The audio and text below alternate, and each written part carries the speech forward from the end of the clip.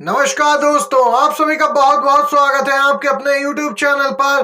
बड़ी खबरें, मुख्य समाचार आपके लिए लेकर आए हैं। इस एक वीडियो में जानेंगे देश दुनिया की तमाम ताजा खबरें सही सही पहुंचे, इसके लिए आप साथ में बस बने रहिए और मुख्य समाचार जानिए।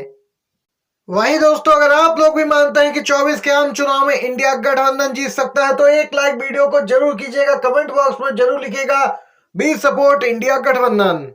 दोस्तों, इस समय की बिग ब्रेकिंग न्यूज निकल के आ रही है।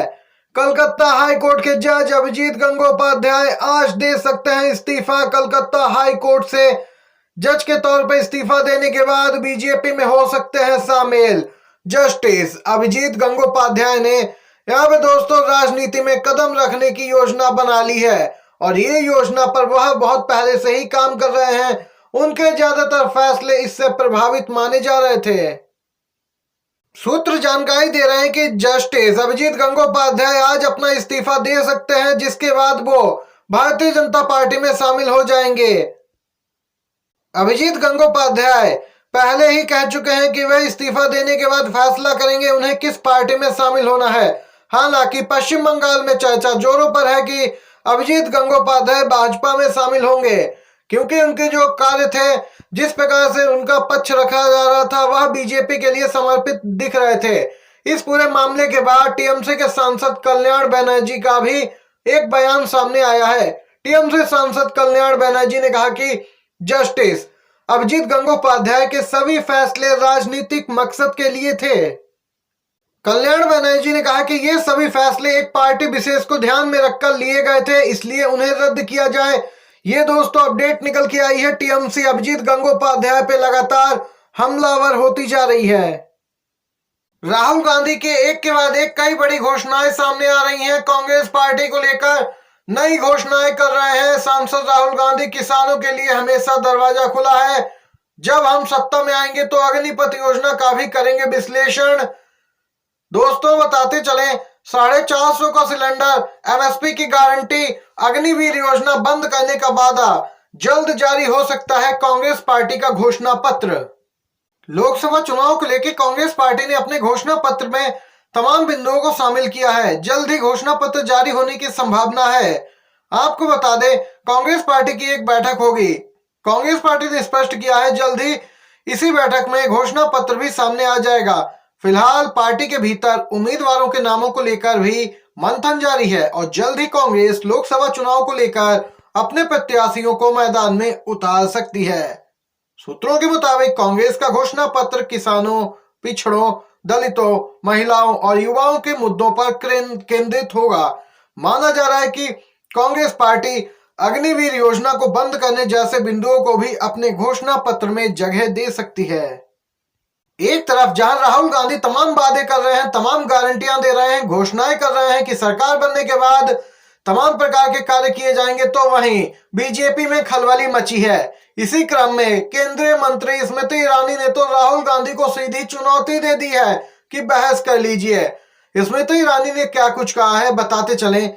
स्मृति ईरानी ने कहा कि मैं राहुल गांधी को चुनौती देती हूं, आइए कांग्रेस सरकार के 10 साल के काम और मोदी सरकार के 10 साल के काम के बीच अंतर पर बहस कर लीजिए। वहीं दोस्तों, इस पूरे मामले पर यहाँ पे आईपी सिंह जो समाजवादी पार्टी के नेता हैं, उन्होंने भी ट्वीट किया, अपनी प्रतिक्रिया दी है। स्मृति ईरानी के बयान पर आईपी सिंह ने कहा कि अनपढ़ों के साथ बहस नहीं होती है। सीधे तौर पर देख सकते हैं केंद्रीय मंत्री को लेकर बड़ी टिप्पणी की है समाजवादी पार्टी के नेता ने।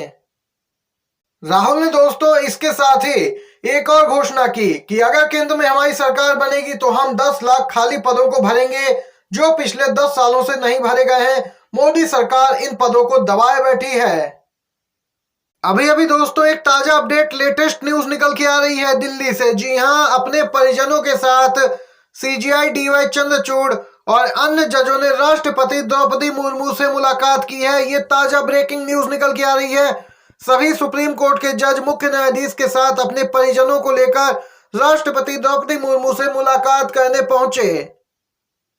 मल्लिकार्जुन खड़गे का मोदी सरकार पर जोरदार हमला, चुनावी बॉन्ड को लेकर घेरा है। चुनावी बॉन्ड के जरिए संदिग्ध लेन देन छिपा रही है मोदी सरकार। देश के सबसे बड़े बैंक का कर रही है गलत इस्तेमाल। एसबीआई द्वारा इलेक्टोरल बॉन्ड का विवरण देने के लिए सुप्रीम कोर्ट से और समय मांगने पर अब कांग्रेस अध्यक्ष मल्लिकार्जुन खड़गे ने मोदी सरकार पर हमला बोला। कांग्रेस अध्यक्ष खड़गे ने कहा कि मोदी सरकार चुनावी बॉन्ड के जरिए अपने संदिग्ध लेन देन को छिपाने के लिए हमारे देश के सबसे बड़े बैंक को ढाल के रूप में इस्तेमाल कर रही। मल्लिकार्जुन खड़गे ने कहा कि देश के सुप्रीम कोर्ट ने चुनावी बॉन्ड की मोदी सरकार की योजना को असंवैधानिक, आरटीआई का उल्लंघन और अवैध करार देते हुए रद्द किया था और एसबीआई को 6 मार्च तक डेटा विवरण प्रस्तुत करने को कहा था, लेकिन बीजेपी चाहती है कि इसे लोकसभा चुनाव के बाद जारी किया जाए।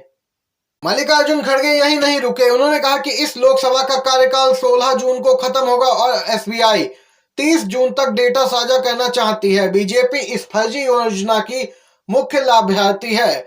खड़गे ने इस मुद्दे पे मोदी सरकार से कई सवाल भी पूछे हैं।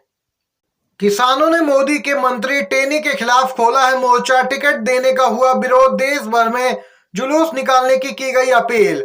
उत्तर प्रदेश की खीरी लोकसभा सीट से केंद्रीय मंत्री अजय मिश्रा टेनी को बीजेपी द्वारा फिर से लोकसभा का टिकट देने का संयुक्त किसान मोर्चा ने कड़ा विरोध किया है। मोर्चा ने देश भर में बीजेपी के इस फैसले के खिलाफ जुलूस भी निकालने का ऐलान किया है।